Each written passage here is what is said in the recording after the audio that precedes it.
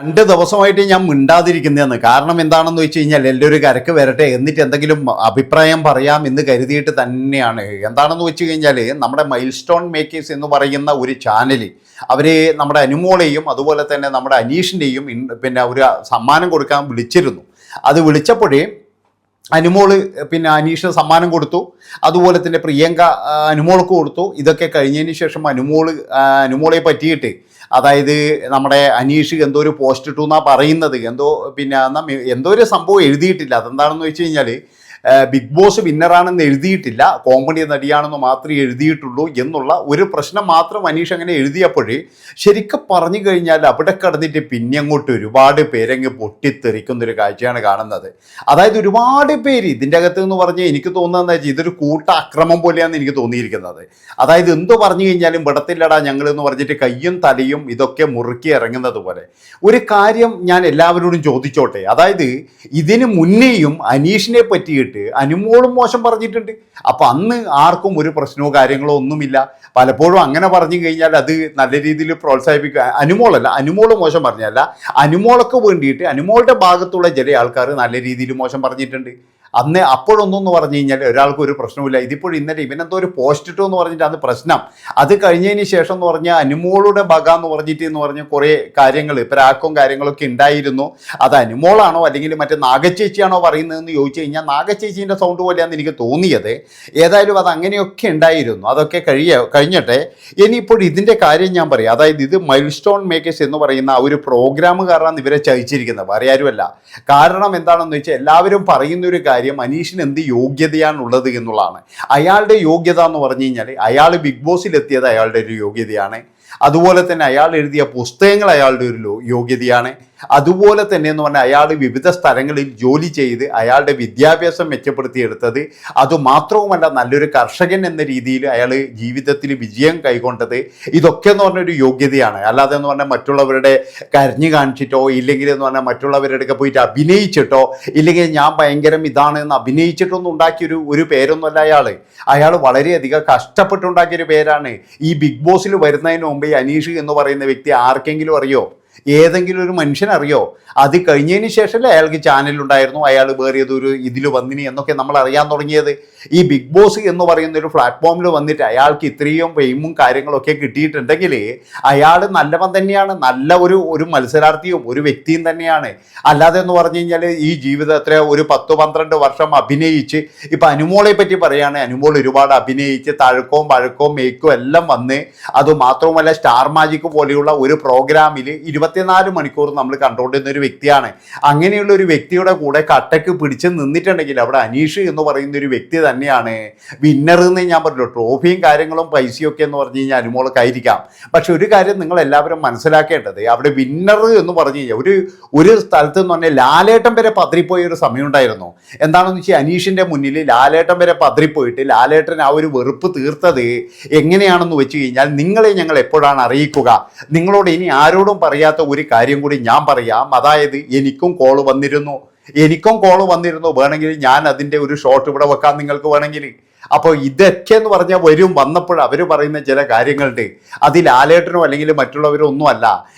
ഈ big boss എന്ന് പറയുന്ന ഒരു സംഭവം തന്നെ എന്ന് പറഞ്ഞു കഴിഞ്ഞാൽ ഒരു തരത്തിൽ പറഞ്ഞു കഴിഞ്ഞാൽ ഒരു തരത്തിൽ എന്ന് പറഞ്ഞാൽ മനുഷ്യന്മാരെ ഒരു എന്താ പറയുക പൊട്ടന്മാരാക്കുന്ന ഒരു പരിപാടി തന്നെയാണ്. അതായത് അതിനകത്ത് സത്യവും നീതി ഇങ്ങനെയൊന്നുമില്ല. അവർ പറയുന്നത് എന്താണോ ആ സമയത്ത് അത് തന്നെയാണ് അവിടുത്തെ സത്യം എന്ന് പറയുന്നത്. അല്ലാതെ ഇവിടെ കൃത്യമായിട്ട് എനിക്ക് 4:30 കോള് വന്നത് 5:30 ഞാൻ കയറി എന്ന് പറഞ്ഞാൽ ഒരിക്കലും ബിഗ് ബോസുകാർ അത് അംഗീകരിക്കത്തില്ല.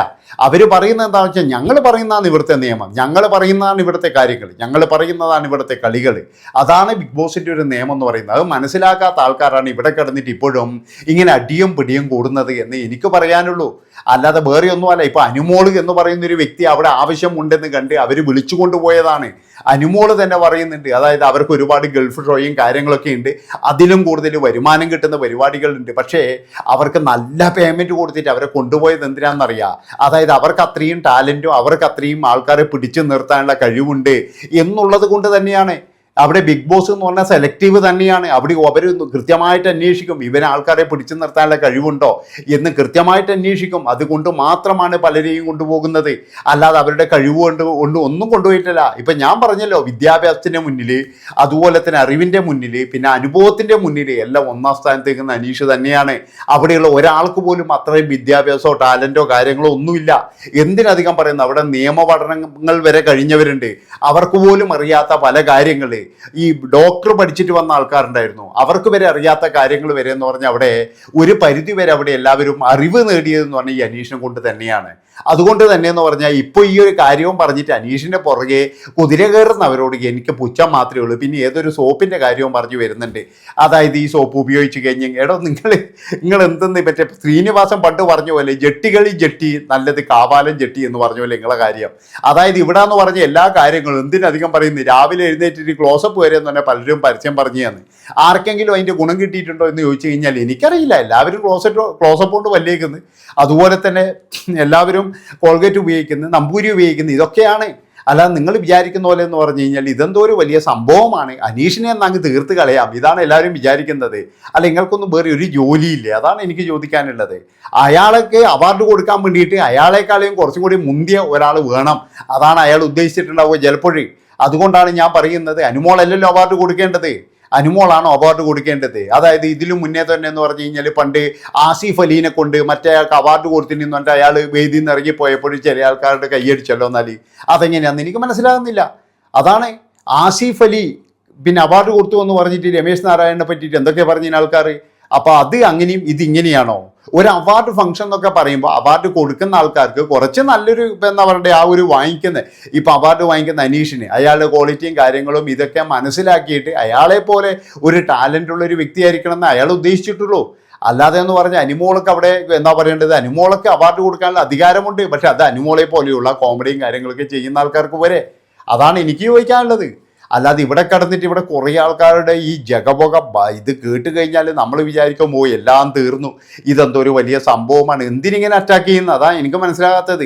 ഇതിങ്ങനെ ഗ്രൂപ്പിലിടുക, ഞാൻ ഒരുപാട് ഗ്രൂപ്പുകളിലൊക്കെ ഇട്ടിരിക്കുന്നു ഇവർ. അതായത് ഇപ്പോഴും എന്ന് പറഞ്ഞു കഴിഞ്ഞാൽ ഈ PR ഗ്രൂപ്പും മറ്റേ എന്തിനടോ വെറുതെ മരിക്കാൻ നിൽക്കുന്നത്? അവനവൻ്റെ ജോലി നോക്കിയപ്പോൾ അനുമോളെന്താ നിങ്ങൾക്ക് എല്ലാവർക്കും കാശ് വീതിച്ചു വരുങ്ങാറ്റം ചെയ്യുക? അല്ല, അനീഷ് എന്താ 10 ലക്ഷം കിട്ടിയിട്ട് എല്ലാവർക്കും വീതിച്ച് തന്നിട്ടുണ്ടോ? അതാണ് എനിക്ക് ചോദിക്കാനുള്ളത്. അവരെ പാടായി, അവർ ജീവിക്കാൻ പോയി, അവരുടെ ടാലൻറ്റ്, അവരെ കാര്യങ്ങൾ അവർ പോയി. 10 ലക്ഷം രൂപ റോയി കൊടുത്തപ്പോഴേ അനീഷ് അതും കൊണ്ടുപോയി. അതുപോലെ തന്നെ അനുമോളാണെങ്കിൽ 50 ലക്ഷം രൂപയും കൊണ്ടുപോയി. ഇത് ആർക്കെങ്കിലും വീതിച്ച് കിട്ടിയിട്ടുണ്ടോ? ഉണ്ടെങ്കിലും നിങ്ങൾ ഇവിടെ കിടന്നിട്ട് വീണ്ടും വീണ്ടും വീണ്ടും ഇങ്ങനെ പറഞ്ഞു പറഞ്ഞ് എനിക്ക് ഏതായാലും കിട്ടിയില്ലേ. എനിക്ക് കിട്ടിയിട്ടുണ്ടെങ്കിൽ ഞാൻ ഈ പറയാനേ വരില്ലായിരുന്നു, മിണ്ടാണ്ട് അത് എവിടെയെങ്കിലും പോയി കുത്തിയിരുന്നേനായിരുന്നു. ഇനി ആർക്കും കിട്ടിയിട്ട് എനിക്ക് തരാൻ മറന്നുപോയതാണെന്നൊന്നും എനിക്കറിയില്ല. ഇനി അങ്ങനെ ഉണ്ടെങ്കിലും എനിക്ക് അയച്ചു തരണമെന്നേ ഞാൻ പറയുള്ളൂ. അതുപോലെ തന്നെ എന്ന് പറഞ്ഞാൽ നമ്മളിപ്പോഴും പ്രത്യക്ഷത്തിൽ എന്ന് പറഞ്ഞാൽ ഞാൻ പറഞ്ഞല്ലോ, ഒരുത്തന്നെ നമ്മൾ സപ്പോർട്ടൊന്നും ചെയ്യുന്നില്ല. നമ്മളെ സപ്പോർട്ടിങ് അവിടെ കഴിഞ്ഞു. ബിഗ് ബോസ് കഴിഞ്ഞതിനോട് കൂടിയിട്ട് നമ്മുടെ സപ്പോർട്ട് കഴിഞ്ഞ് ഇനി അടുത്ത ബിഗ് ബോസിന് വേണ്ടിയിട്ടുള്ള കാത്തിരിപ്പിലാണ് നമ്മൾ. അല്ലാതെ എന്ന് പറഞ്ഞു കഴിഞ്ഞാൽ ആയുഷ്കാലം മുഴുവൻ ഇവരെയും താങ്ങിക്കൊണ്ട് നടക്കാമെന്ന് നമ്മൾ ഏറ്റിട്ടൊന്നുമില്ല. അതുകൊണ്ടാണ് ഞാൻ പറയുന്നത്, ഇവിടെ എന്ന് പറഞ്ഞു കഴിഞ്ഞാൽ അനുമോൾക്ക് അനുമോളുടേതായ വകുപ്പ്, അതുപോലെ അനീഷിനാണെങ്കിൽ അനീഷിൻ്റെതായ വകുപ്പുണ്ട്. ഇതിൻ്റെ ഇടയിൽ കിടന്നിട്ട് കുറേ ആൾക്കാർ ഇങ്ങനെ ഞെരിവിരികൾ കൊള്ളുമ്പോൾ എന്തിനാടെ ഇങ്ങനെയാണത്? വേറെ ഒരു ജോലിയില്ലേ നിങ്ങൾക്ക്? ഒരുപാട് പേര് നശിച്ചു പോയൊരു സീസണാണിത്. ഉള്ള കാര്യം എന്താ പറയുന്നതിന്, ഇപ്പോഴും പല വീടുകളിലെന്ന് പറഞ്ഞു കഴിഞ്ഞാൽ ഡിവോഴ്സിൻ്റെ വക്കിലാണ് നിൽക്കുന്നത്. എന്തുകൊണ്ട്? ഈ ബിഗ് ബോസ് കാരണമാണ്. കാരണം ഈ ബിഗ് ബോസ് കാരണം വെറുപ്പും വിദ്വേഷവുമായിട്ട് ചില സ്ത്രീകൾ ഇപ്പോഴും കുടുംബത്തെ പോലും മര്യാദയ്ക്ക് നോക്കാതെ അവരൊക്കെ എന്ന് പറഞ്ഞു കഴിഞ്ഞാൽ മാനസികപരമായിട്ട് തകർന്നിരിക്കുകയാണ്. പലരും നമ്മളോട് വിളിച്ചു പറയുന്നുണ്ട്, അതായത് ഈ വെറുപ്പും വിദ്വേഷവുമായിട്ട് എൻ്റെ കുടുംബം നശിച്ചു എന്ന് പലരും വിളിച്ചു പറയുകയാണ്. അപ്പോൾ ഇത്രയും പറഞ്ഞുകൊണ്ട് ഈ ഒരു വീഡിയോ ഇവിടെ വെച്ച് കഴിഞ്ഞിരിക്കുക. അവർ രണ്ടുപേരും രണ്ടു വഴിക്ക് പോയി. 10 ലക്ഷം അവനും കിട്ടി, 50 ലക്ഷം അവർക്കും കിട്ടി. അതുകൊണ്ട് ഇനി ഇതിൻ്റെ കടലിൽ കിടന്നിട്ട് എന്തിനാടേ വെറുതെയെങ്കിലും. നന്ദി, നമസ്കാരം.